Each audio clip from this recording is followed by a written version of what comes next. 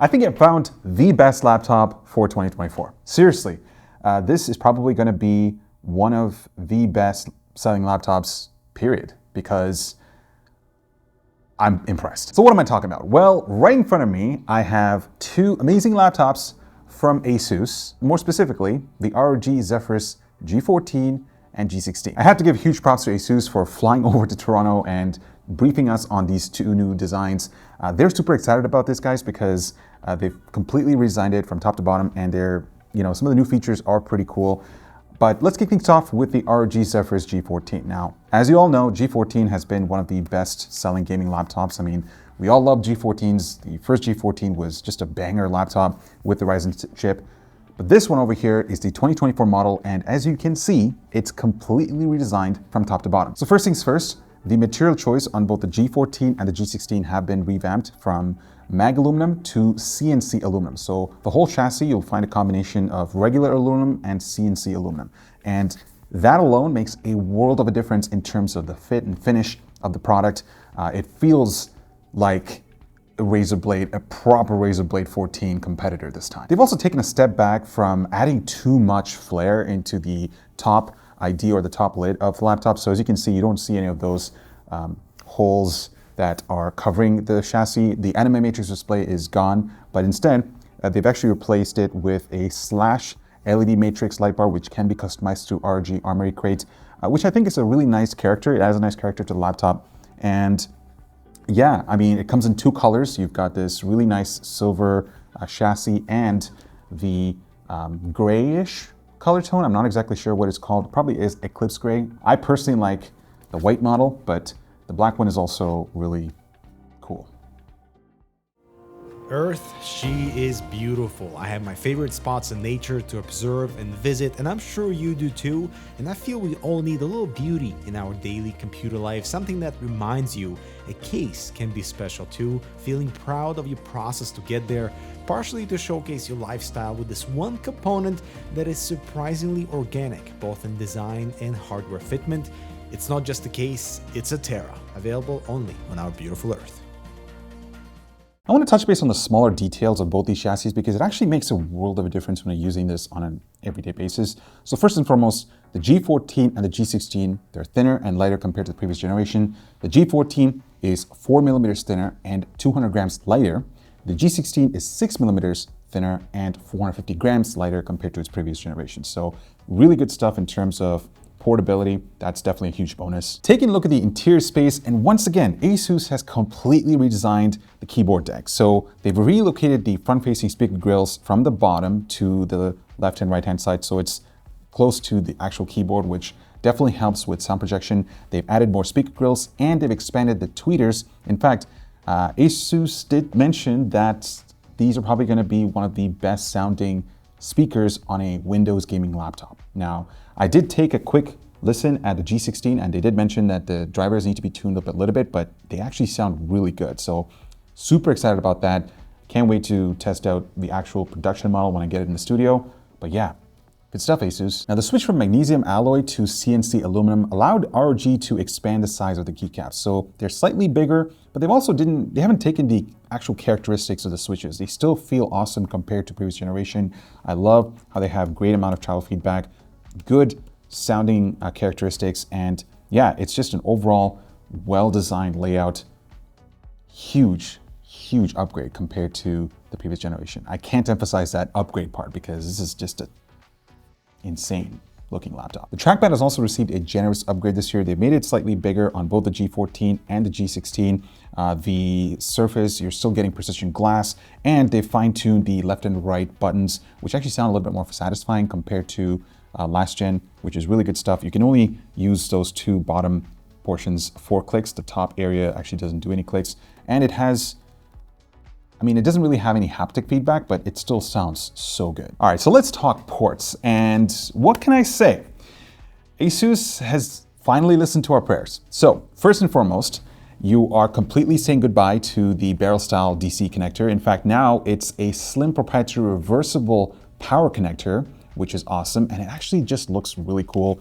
And it supports fast charge, so you can charge the laptop from 0 to 50% in 30 minutes, which is great. You get HDMI, a couple of USB-C and USB Type-A ports, audio jack, and a micro SD card reader. I really wished if the G14 came with a full-size SD card reader, but if you do need one, do not be afraid, because the G16 has a full-size SD card reader that is UHS 2 compliant. So if you're a creator, this is a pretty great option. And I gotta say, the G16 is also kind of growing on me because I love the size. You know, you're getting bigger speakers, trackpad's really huge.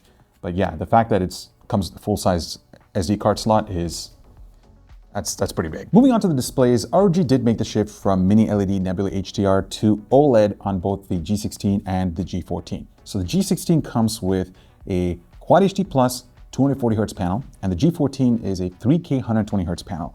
They're both 16 by 10, so you've got plenty of real estate to, you know, get on and game and also get into productivity. And if you want to create videos, this is just a gorgeous panel to look at. I actually love the fact that it's super sharp. You got the deeper blacks and it's glossy. It's not matte, but to be honest, I feel like glossy screens are just a tad bit more sharper compared to matte. And, you know, it just ties up the whole laptop as a premium brand, which I guess is pretty good trade-off. Now, in terms of peak SDR brightness levels, they're both going to be around 400 nits, which is the usual number that we're seeing with OLED panels, which again is not as bright as what you'd get with a mini LED display, but the trade-off is of course the gorgeous, you know, colors and just the overall visual experience. So yeah, I think it's a pretty cool change, and I think you're also gonna like it. Now, when you hear about OLED, the first thing that comes to my mind is, okay, it's probably gonna have burn-in, right? Well, ROG has implemented certain technologies within software to prevent that from happening, like adding pixel sense or pixel shift technology. So OLED panels, especially with modern ones, I don't think burn-in should be that much of an issue. And again, these are some of the best panels that you're getting on a laptop. It's in collaboration with Samsung, so it's some of the best stuff that's out there. Now let's get into the meat and potatoes of this video, and that's the specs of both these laptops. So the G16 is going to feature Intel's Meteor Lake CPUs. Particularly, I believe it's going to be the Core Ultra 9 chips. And the G14 is going to feature AMD's Hawk Point CPUs. So this one in particular is going to feature the Ryzen 9 8945HS at 35 watts with the AI catchphrase, if you know what that means. Now, in terms of the GPU, we're not going to be getting any new chips this year, guys. Unfortunately, we're still sticking to the RTX 4000 series. So the G14 starts with a 4050, goes all the way up to 4090, and then the G16, I believe, is going to start at a 4070, 4080, and you get a 4090 variant. I'm going to leave the TGPs respectively on the display so you can take a look at it. But yeah, these laptops, they have incredible specs packed under the hood. I'm really excited to test out the G16 because of the Meteor Lake CPU, since it is a brand new architecture and Intel has built in some efficiencies into that chip, which should theoretically mean better battery life. Now, while we're on the topic of battery life, because these new laptops are thinner and lighter, ASUS did take a slight hit with the battery on the G14. So it's gone down from 75, I believe, to 73 watt hours. And the G16, give me 1 second, is going to feature a 90 watt hour battery. So it's still we're probably going to have really good battery life, but that's something that we have to validate when we get the production samples in the studio for the full review. So definitely stay tuned for that, so stay subscribed. And lastly, I just want to quickly go over the upgradability options on both these laptops. G14 only comes with a single M.2 slot, which is already going to be populated with your operating system. And unfortunately, there's no access to the memory slots because the memory is going to be soldered onto the PCB. Now, you might be wondering, Eber, why did they do that? But hey guys, you got to think about it this way.